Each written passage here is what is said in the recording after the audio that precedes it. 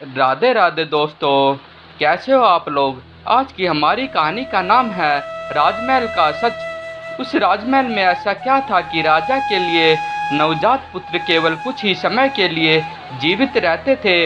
रानी को जब सच का पता चला तो उसने राजा किशनराज एक बहुत बड़े साम्राज्य के राजा थे उन्होंने अपना राज्य बड़ी कुशलतापूर्वक चलाया, लेकिन शायद होनी को कुछ और ही स्वीकार था। राजा किशनराज का निधन अचानक हो गया तो उनके एक लौते पुत्र अभ्यास राज को उनकी गद्दी दी गई। नौजवान राजा आखिर था तो किशनराज का ही पुत्र, वह भी उनके अपने पिता की तरह बहुत ही प्रतिभाशाली था। उसने कुछ ही समय में राज्य की सारी बागडोर अच्छे से संभाल ली। राजा की माँ यानी किशनराज की पत्नी पहले ही स्वर्ग सिधार चुकी थी। राजा अपने पिता की एक लौती संतान था और अब उनके माता और पिता दोनों ही नहीं थे।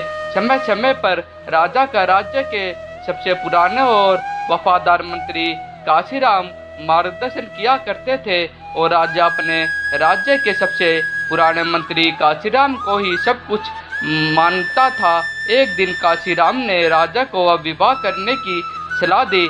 राजा को उन्होंने पास के राज्य की राजकुमारी प्रेरणा के बारे में बताया। कहा कि प्रेरणा बहुत ही गुणवती और संस्कारी है, साथ ही समझदार भी। आपके साथ इस राज्य को चलाने में भी आपको बहुत सहयोग करेगी। राजा ने पहले की कुछ समय तक मना किया, लेकिन लड़की और उनके परिवार के बारे में सुनकर राजा ने उनकी बात मान ली। राजकुमारी और उनके परिवार वाले पहले ही राजा से बहुत प्रभावित थे, इसलिए वह विवाह के लिए तैयार थे। आखिर ऐसा राजा से शादी कौन नहीं करना चाहेगा। बड़ी धूमधाम के साथ राजा की शादी के बाद प्रेरणा इस राज्य में आ गई। राजा प्रेरणा की सुंदरता के साथ उनकी वफा समझदारी का भी बहुत बड़ा प्रसंग बन गया। ऐसी कई बातें थी जो राजा बल से नहीं हल कर सकता, उसे प्रेरणा अपनी सूझबूझ से सुलझा देती थी। राजा और रानी दोनों ही एक दूसरे को पाकर बहुत ही खुश थे। उन दोनों में प्रेम प्रगाढ़ था। ठीक एक साल बाद रानी प्रेरणा गर्भवती हो गई। राजा और रानी दोनों अपनी पहली संतान के लिए बहुत खुश थे, भगवान का बहुत धन्यवाद दे रहे थे। राजा ने योजना बनाई कि उनकी संतान होने पर वह पूरे राज्य को निमंत्रण देंगे। आखिरकार वह दिन आ ही गया और रानी ने एक पुत्र को जन्म दिया। राजा और रानी की प्रसन्नता को कोई ठिकाना नहीं रहा, लेकिन यह खुशी ज़्यादा देर तक नहीं टिक पाई। नवजात पुत्र कुछ ही घंटों में मर गया। राजा और रानी के साथ मंत्रीगण और सेवक सभी बहुत दुखी हो गए। काशीराम ने राजा को हौसला दिया और कहा कि भगवान की मर्जी के आगे किसकी चली, आप खुद को संभाले और रानी को भी हौसला दे। राजा ने रानी को हौसला दिया, साथ ही खुद को भी। वह समय भी निकल गया। राजा और रानी उस दुख से उबरने लगे। उन्होंने इस सत्य को स्वीकार किया और अपने आने वाले जीवन के लिए फिर से योजनाएं बनाने लगे। कुछ समय बाद फिर रानी गर्भवती हो गई। इस बार राजा और रानी कुछ ज़्यादा सतर्क थे। समय समय पर दाई और वैद्य से परामर्श लिया गया ताकि पिछली बार जैसा फिर कुछ न हो। समय आने पर फिर रानी ने फिर से एक पुत्र को जन्म दिया, लेकिन इस बार भी वह पुत्र कुछ घंटों का ही मेहमान था। राजा रानी को लगा कि ऊपर वाला उनके साथ ऐसा क्यों कर रहा है। अब यह बात सोचने योग्य हो गई थी। राजा ने दूसरी तरह के उपाय करना शुरू कर दिए। सब कुछ होते हुए भी राजा के राजमहल में एक अगल खालीपन था। विरोधी राजा और शत्रुओं ने राजा की इस अवस्था का लाभ उठाकर राज्य पर हमले करना शुरू कर दिए। अपने निजी जीवन में इस परेशानी का प्रभाव कई बातों पर पड़ा। राजा अपना कुछ राज्य हार गए। राजा की जनता का भी राजा पर से विश्वास कम होता जा रहा था। बातें थी कि जो अपनी संतान नहीं बचा पा रहा, लगता नहीं वह राजा राज्य को बचा पाएगा। इन सारी समस्याओं के बीच रानी प्रेरणा अपने प्रयासों में लगी हुई थी। वह राज्य में ऐसे ही जाकर राज्य के वासियों से मिलने लगी। रानी क्या कर रही है यह किसी को पता नहीं था।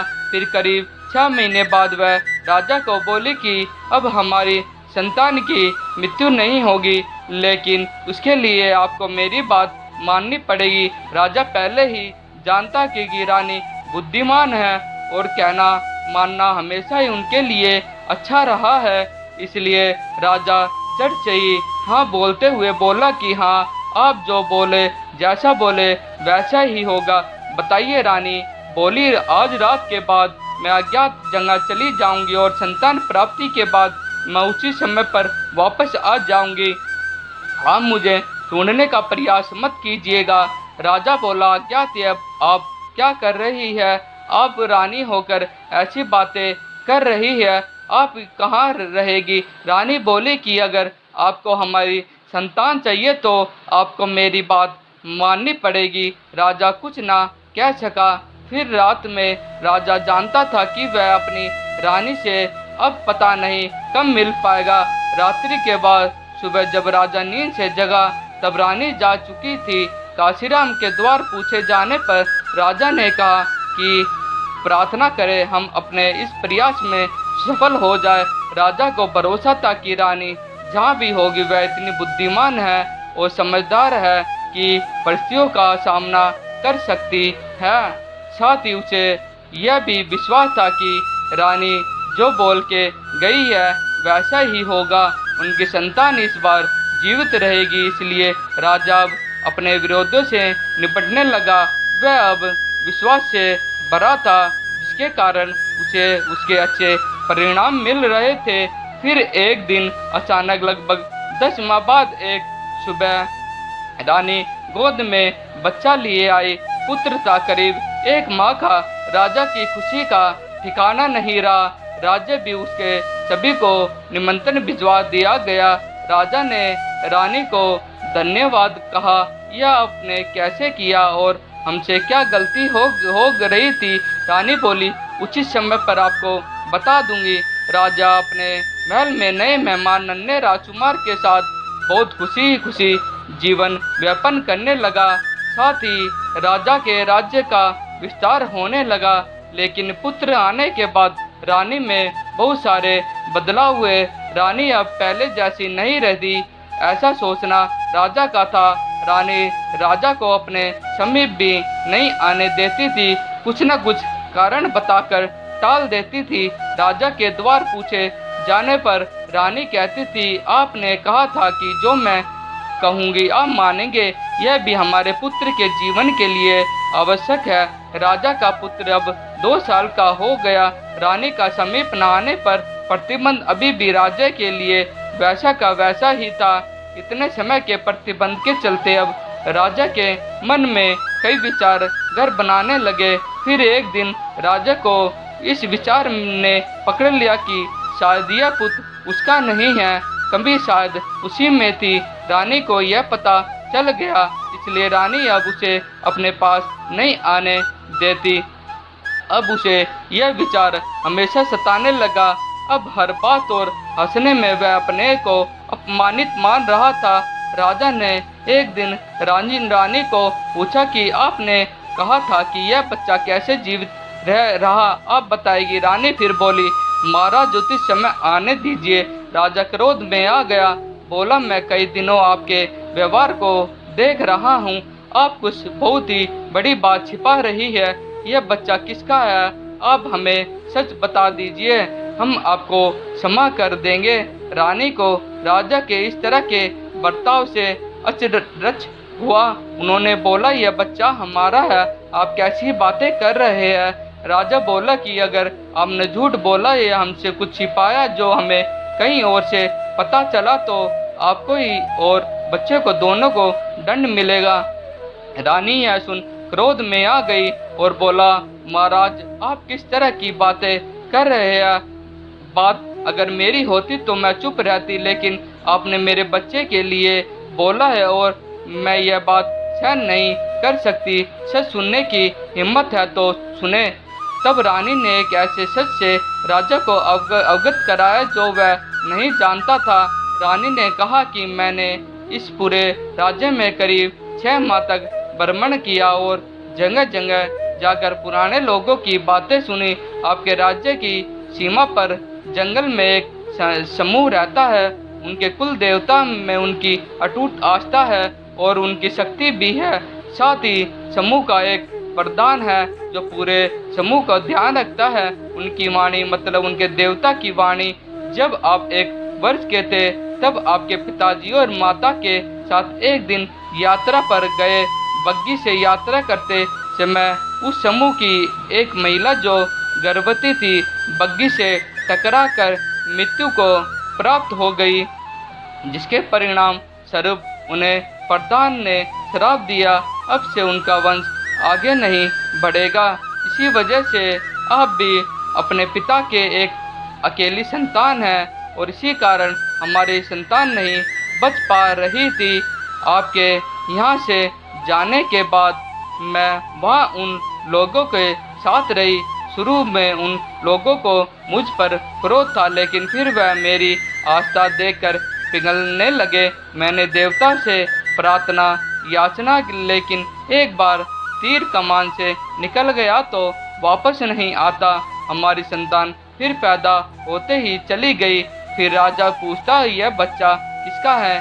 मेरे समय ही साथ ही वहाँ एक और स्त्री भी गर्भवती थी, उनकी संतान भी उसी समय हुई। हमारी संतान के फिर चले जाने में उनके देवताओं के आगे संतान को लेकर जोर जोर से रोने लगी। तभी वह सारे समूह वासी बच्चे मुझे देने आ गए और मेरे आगे घुंडे टेक कर मुझे समर्पित कर दिया। उनकी आंखों में मेरे लिए प्यार दया थी और हाथ में बच्चा था। बस मुझे लगा कि अब हमें क्षमा मिल गई। नवजात को मैं कुछ दिन वहाँ रहने के बाद ले आई। आप अपना बच्चा ना होने से कितने दुखी थे। उन लोगों की दया और मानता देखो, एक राजा को उन्होंने अपना बच्चा दे दिया, वह भी उस राजा को पुत्र को जिसने उन्हें चोट पहुँचाई थी। मुझे लगा कि इस बच्चे को जीवन भर अपार स्नेह देना ही हमारा प्रेचित है। राजा यह सब सुनकर कुछ बोलने लायक नहीं रहा, खुद को कोसने लगा। बोला, मैं तो आपके क्षमा के लायक भी नहीं हूँ। अपने परिवार की श्राप का पता मुझे नहीं लगा और आपने इतनी तपस्या की, मैंने आपसे विवाह करके आपके साथ अच्छा नहीं किया, मुझे क्षमा करें। रानी ने कहा, शायद मेरे द्वारा ही इसका पता लगाया जा सकता था। भगवान मुझे आपके पास ले आए। फिर राजा भी रानी के साथ वहाँ उन सभी से भेंट करने और क्षमा मांगने गया और उनकी दया को स्वीकार करते हुए उस बच्चे को बहुत स्नेह करने लगा। आपको यह कहानी कैसी लगी हमें कमेंट करके ज़रूर बताएं। ऐसी ही अच्छी कहानियाँ के लिए हमारे साथ बने रहे। यह कहानी पूरी तरह से काल्पनिक है। इसका उद्देश्य केवल मनोरंजन करना है। इसमें उपस्थिति घटनाएं और बातें सब काल्पनिक है। इसे केवल मनोरंजन की तरह लिया जाए। पाठक अपने विवेक का उपयोग करे, केवल मनोरंजक की तरह ले, इसे गंभीरता से न लिया जाए। धन्यवाद।